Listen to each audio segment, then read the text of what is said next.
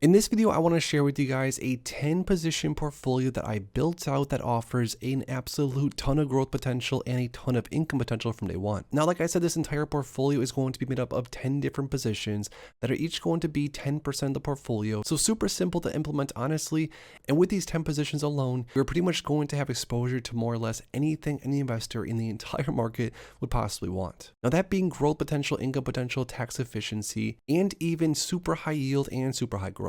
So if you want to see which 10 positions are in this portfolio, well, then make sure to stick around, drop a link down below, and let's get right into it. My A to Z dividend investing ebook has helped countless dividend investors get started with their journey. And my custom dividend tracker that I'm constantly using here on the channel has also helped so many investors stay on track and allow them to see their dividend income in real time. Well, today I have another treat for you guys. I'm not only going to offer you my A to Z dividend investing ebook and the custom dividend tracker, but also just for a short limited time, I'm going to be adding in my brand new weekly dividend blueprint ebook to show you how you can get started with weekly dividend ETFs and add this into your investing strategy. This offer is not going to last long, so go ahead and click the first link down below in my description, and you're going to get both ebooks and the custom dividend tracker bundle. But like I said, please act fast because this won't be around for long. Now let's get back into the video. Let's first talk about the more growth-oriented positions in this 10 position portfolio. First off, we would have to include 10% of the portfolio to be QQQ.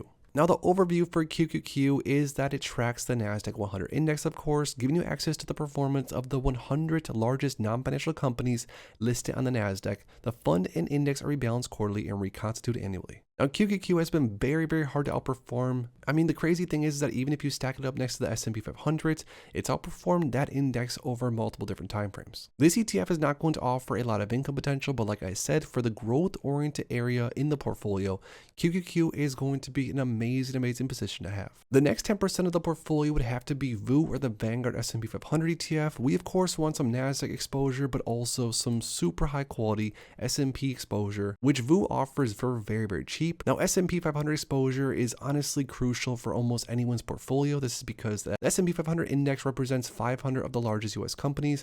And again, just like the Qs, it's also very hard to outperform, even if you are a super good stock picker. Now, for that reason and more, we would have to include 10% of the portfolio into VIG. But let's get into position number 3. Now, position number 3 might surprise you guys, but it's going to be Bitcoin.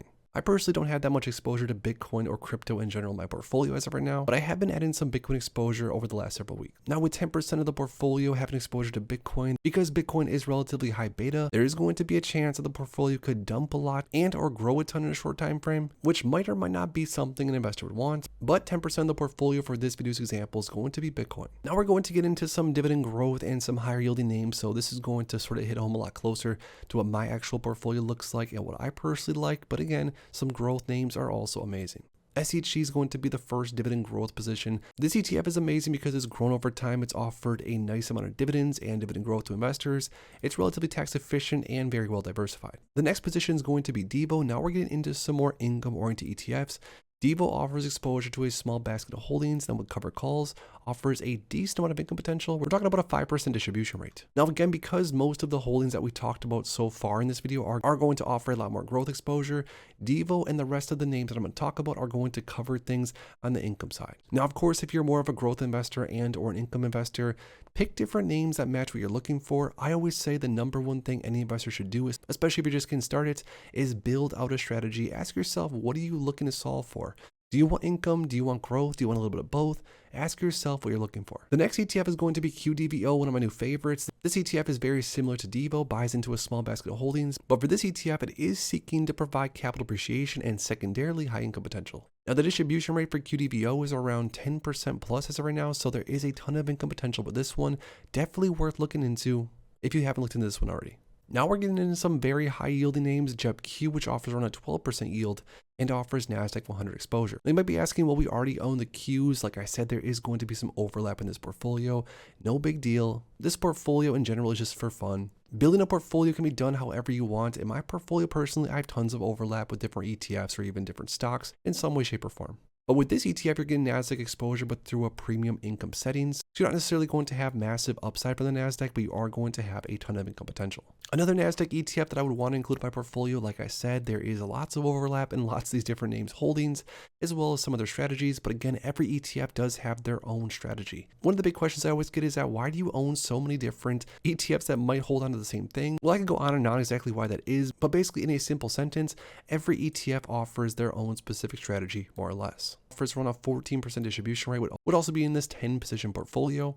This is one of my favorite ETFs for income generation and for Nasdaq 100 exposure through a high income setting.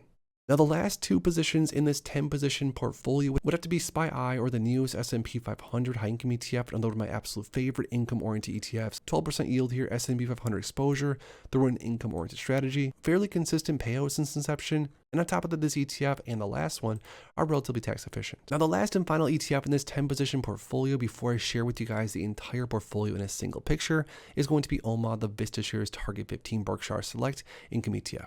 This ETF offers exposure to Berkshire Hathaway stocks, but then with that offers an option strategy, which this might shock you, this ETF is targeting a 15% yield, which at least so far is doing pretty well. So that's the 10 position portfolio. Some of the names in here, like I said, are going to offer some overlap as far as holdings go, and even maybe strategy, but I have a ton of fun building out these simple yet effective portfolios, especially for newer investors out there, because when I first started investing, I wish I would have came across a video like this one, because I honestly had no idea about portfolio construction whatsoever in my early days. But now that we went through the 10 position portfolio that I think could offer a boatload of growth potential and of course income from day one, I lastly most importantly want to hear from you guys down below. Out of all 10 positions in this portfolio, the growth names, the income names, and everything else, if you could only hold onto one of them for some reason, which of these positions, these ETFs, or of course Bitcoin, are your absolute favorites? Let me know in the comments down below. If you enjoyed this video, make sure to please drop a like and subscribe for more future content like this. Thanks as always for stopping by, and if you are interested in investing, make sure to check out these recent videos I posted right here.